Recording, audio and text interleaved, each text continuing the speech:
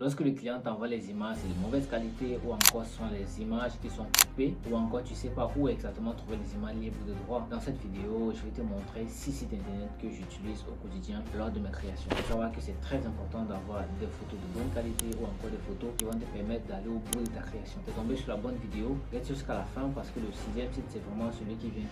Let's go! Ok les gars, on est parti pour le premier site. C'est le site que j'utilise toujours pour avoir de l'inspiration. Ça s'appelle Pinterest. Alors, je vous invite juste à cliquer, à venir dans la barre de recherche de Google et de taper pinterest.com. Donc, c'est ce site-là que j'utilise en fait pour avoir de l'inspiration. Il faut savoir que c'est très important lorsque tu es un créatif d'avoir de l'inspiration. Donc, par exemple, ici, ce que j'ai envie de faire une miniature. Je viens sur Pinterest et je tape miniature YouTube par exemple. Hop, je valide. Et vous allez voir les résultats. Donc, à travers Pinterest, vous pouvez avoir en fait de l'inspiration parce que les gens me demandent comment est-ce que je fais pour avoir de l'inspiration. Et bah, je suis toujours sur Pinterest à la recherche de l'inspiration.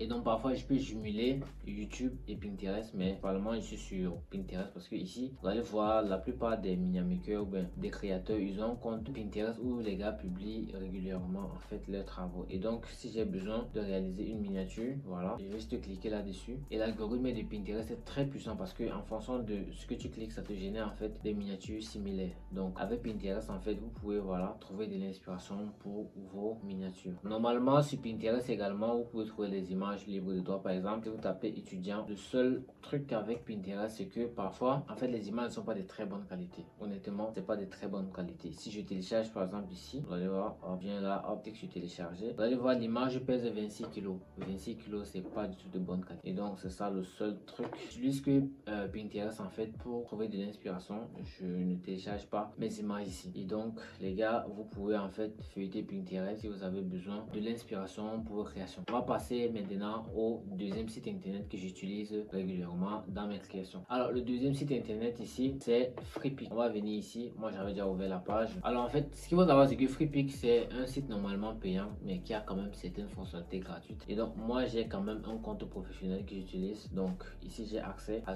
toute la bibliothèque de Freepik. Tout ce que je veux je demande. Par exemple voilà.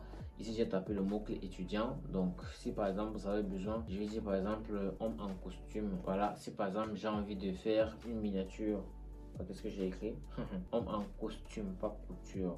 En costume comme ça, voilà. Et donc je peux facilement télécharger. Ce qui est bien avec Freepik c'est que voilà, les images sont de très bonne qualité. Les images peuvent aller de 1 méga jusqu'à même 50 mégas, tout dépend vraiment de la taille de l'image. L'une des règles à Minamaking c'est que l'image doit être de très bonne qualité. Et donc avec Freepik vous pouvez venir ici si vous avez la fonctionnalité. Si c'est que vous avez un compte gratuit, vous venez cliquer sur gratuit ici dans licence gratuite.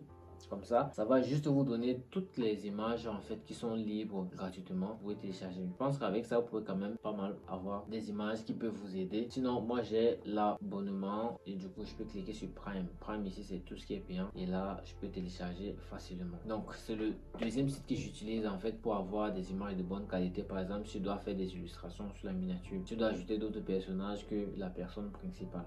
Et maintenant, on va passer au troisième site que j'utilise pour améliorer mes créations. Alors le troisième site s'appelle crea.ia. Donc là je vais juste recharger la page, mais sinon vous venez cliquer ici, vous tapez crea.ia. ok, c'est un site que j'utilise bien, c'est un confrère Minamaker qui m'a montré ce site là. Ici en fait j'utilise dans le but de travailler la miniature. Lorsque j'ai déjà terminé, je upload sur ce site et en fait vous allez voir ici, on va aller prendre une miniature par exemple que j'ai travaillé ici. Alors je vais venir cliquer ici miniature. Il y a une miniature là que j'aime bien. Alors prenons par exemple cette miniature ici. ok, donc on va prendre celle-ci, voilà, on prend ceci, hop, je upload ça sur le site Crea. Vous allez voir je travaille avec ce site-ci énormément parce que ça vient apporter une touche franchement impeccable à la miniature. Ça vient lisser la peau, ça peaufine vraiment la miniature. ok, donc ici vous allez cliquer voilà sur ici actif échelle. Donc vous allez cliquer sur la force, vous allez baisser la force en fait à genre en deçà de 20, ça dit que 19 comme ça, ou 18. Vous allez mettre la ressemblance à 100% et la clarté parfois je vais laisser ça autour de 20 comme ça. Je vais cliquer sur améliorer. ok, et là on attend juste que le travail se fait. Moi c'est un site que je ne savais pas avant et parfois c'est pas toutes les miniatures que je mets ici, mais en vrai des vrais ça fait la différence. Donc ici je vais un peu baisser la taille, vous allez voir ici en fonction des réglages que vous avez fait, ça vient en fait traiter la peau. Ce qui me plaît c'est que ça touche que la peau, c'est à dire que le texte que tu as mis ou encore le background ne change pas, c'est vraiment la peau Et lorsque tu fais ça, vous allez voir par exemple certains trucs que j'ai eu à faire avec. Je vais venir ici, tac tac. Vous allez voir certains trucs que j'ai eu à faire avec. Par exemple, cette miniature ici a été retouchée avec Crayon. Cette miniature ici, voici la version originale, ok. Maintenant, on va importer la même miniature sur Crayon et vous allez voir ce que ça donne, comme je vous disais. Donc là, alors si je reviens même pas que j'ai ça ici, voilà, ok. Ok, la voici. Donc, vous allez voir avec Ria. Franchement, voilà, ça vient de travailler. Mais maintenant, c'est pas tous les clients qui sont fans en fait de ce genre de retouche finale là. C'est-à-dire que par exemple, comme ma cliente ici, elle n'est pas du tout fan. Lorsque j'ai présenté la mini, elle a trouvé que voilà, son visage est un peu trop travaillé, qu'elle est comme un dessin animé et tout. Et du coup, les gars, faites vraiment très attention. Ça dépend vraiment du client. Si c'est un client qui aime les miniatures à la Yomi, là, vous pouvez vous permettre d'utiliser Crayon. Ou encore, vous pouvez utiliser Crayon, mais au niveau en fait des réglages, vous n'exagérez pas. Mais sinon, pour moi, honnêtement, c'est vraiment un game changer dans le sens où ça vient vraiment travailler la peau, lisser, faire en fait acheter de la netteté, etc. Et voilà quoi. Donc ça, c'est un site que je recommande vivement pour tous les créatifs, en l'occurrence les mini makers. Et ça, c'est une pépite qui va beaucoup vous aider. Et donc vous allez voir, voici ça, voici le avant et voici le après. Franchement, c'est un truc de fou. Moi, je kiffe. Maintenant, on va passer au quatrième site que j'utilise quotidiennement lorsque je travaille. Du moins, je ne l'utilise plus trop beaucoup parce que j'ai maintenant FreePic. Avant, quand je n'avais pas FreePic, j'utilisais Canva. Voici Canva ici. Hop. Sinon, les gars, lorsque je viens sur Canva, vous allez voir, je télécharge pas mal d'images sur Canva. Pour trouver les images, par exemple, on va juste créer un nouveau design ici comme ça. Et là, je viens sur éléments. Et lorsque je suis sur éléments, par exemple, si je veux un étudiant, je vais écrire ici étudiant afro par exemple, comme ça. Hop. Et là, je viens sur photo. Donc, maintenant, Canva aussi, il faut avoir la version professionnelle de Canva pour avoir accès à leur banque d'images aussi. Et donc là, c'est compliqué. Donc, vous pouvez compenser avec Pixabay ou bien Pixel. Voilà. Et donc, là, je peux avoir ceci. Mais honnêtement, j'utilise plus trop Canva parce que j'ai déjà pris Pic. J'utilise plus trop Canva parce que c'est vraiment ici que je prenais en fait mes images et tout. Parce que directement sur Canva, je peux détourer, je peux retirer, je peux séparer en fait le sujet de l'arrière-plan. Par exemple, si on vient ici sur modifier, vous allez voir ce qui me plaît avec Canva, c'est que je peux faire ça en un clic. Donc là, hop, vous allez voir, je vais retirer la dame de l'arrière-plan. Et si c'est que j'ai envie d'utiliser l'arrière-plan, j'utilise que l'arrière-plan. Et ça, c'est vraiment ce qui change tout sur Canva. Donc je prends ça, hop, capturer. Et vous allez voir, franchement, c'est un truc de fou. Donc si je viens sur Canva, c'est parce que par exemple, j'ai envie de faire cette manipulation. Là, ça me prend pas de temps. Là, je viens, je déplace. Hop, je vais créer une autre page et je vais faire descendre ça ici. Et là, avec Canva, je vais juste venir là. Par exemple, si j'avais envie d'utiliser ce background, je viens juste là, partager, hop, télécharger. Et je vais prendre juste la page actuelle, hop, et je vais activer avec le mode transparent. Et je télécharge et j'utilise mon arrière-plan. Donc, vraiment, si j'utilise encore Canva, c'est seulement pour faire cette manipulation, c'est les gars. Sinon, si vous avez un autre moyen de faire cette manipulation, dites-le moi, ça sera très intéressant. Mais sinon, avant Canva, je prenais également les images de qualité ici. Mais comme j'ai déjà FreePic, ça ne me sert plus trop. Je viens juste si j'ai besoin de retirer un objet, je viens faire ça sur Canva vite fait et je retourne travailler sur Photoshop. Et du coup, là, je vais partir sur le quatrième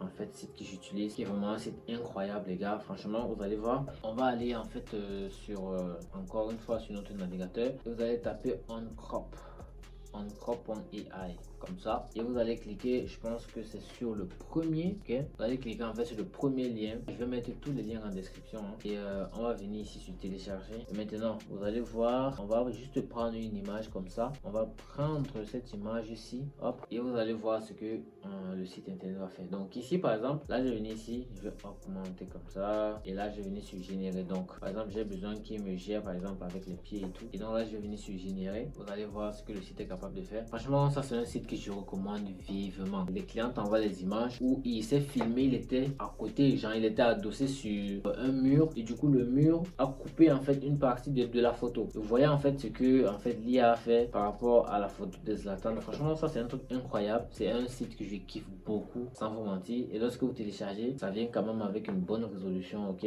Donc ici, on va prendre une autre photo. En fait, vous allez voir un peu ce que j'essaie de vous dire là. Par exemple, ça, voilà, ok, voilà en fait le meilleur exemple. Le client vous envoie une photo comme celle-ci, ok. Vous voulez travailler, sauf que lorsqu'on l'a filmé, la personne a coupé son bras. Et du coup, avec ce site-ci là, vous venez ici, hop.